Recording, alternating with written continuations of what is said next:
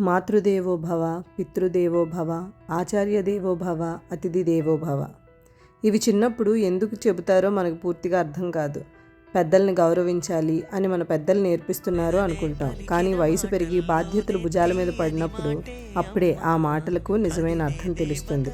అమ్మ మన చదువు, మన భవిష్యత్తు కోసం ఎంత ఆలోచిస్తుందో, ఎవరైనా మీ అమ్మాయి ఇలాగా, మీ అబ్బాయి ఇలాగా అని అన్నప్పుడు మన వైపు ఎందుకు నిలబడుతుందో అప్పుడు అర్థమవుతుంది.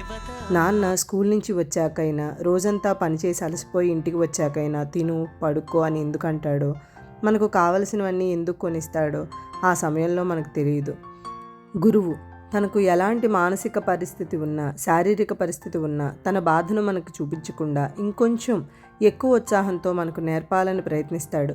మనము తనకన్నా ముందుకు వెళ్ళాలని కోరుకుంటాడు.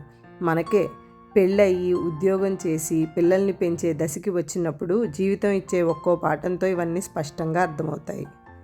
అమ్మ ఎన్నిసార్లు నిద్ర తక్కువైనా లేచి మన కోసం క్యారేజీ కట్టిందో, ఎన్నిసార్లు జ్వరం వచ్చినా కంప్లైంట్ చేయకుండా మన అవసరాలను చూసిందో, నాన్న తన జీతంలో ఒక్క రూపాయి కూడా తన కోసం ఖర్చు పెట్టుకోకుండా కుటుంబాన్ని ఎలా నడిపాడో, పనిచేసే చోట ఎన్ని ఇబ్బందులున్నా మన భవిష్యత్తు గుర్తు చేసుకుని ఎలా అడ్జస్ట్ అయ్యాడో, శరీరంలో నొప్పులున్నా పని ఆపకుండా ఎలా చేశాడో.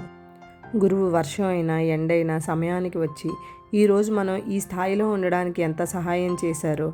అందుకే అనుకుంటా పెద్దల మాట చద్దిమూట అన్నారు. వాళ్ళు చెప్పిన ప్రతి మాట అనుభవంతో, విశ్లేషణతో, బాధ్యతతో చెప్పింది. ఒక్కటే నిజం, వాళ్ళు ఉన్నప్పుడే మన ప్రేమను, కృతజ్ఞతను చూపించాలి. తరువాత అయ్యో అనుకోవడం వల్ల ఏ ప్రయోజనం ఉండదు. ఈ వీడియో ద్వారా నా ప్రేమను, నా గౌరవాన్ని మా అమ్మా నాన్నలకు, నా గురువులకు అంకితం చేస్తున్నాను. నమస్కారం.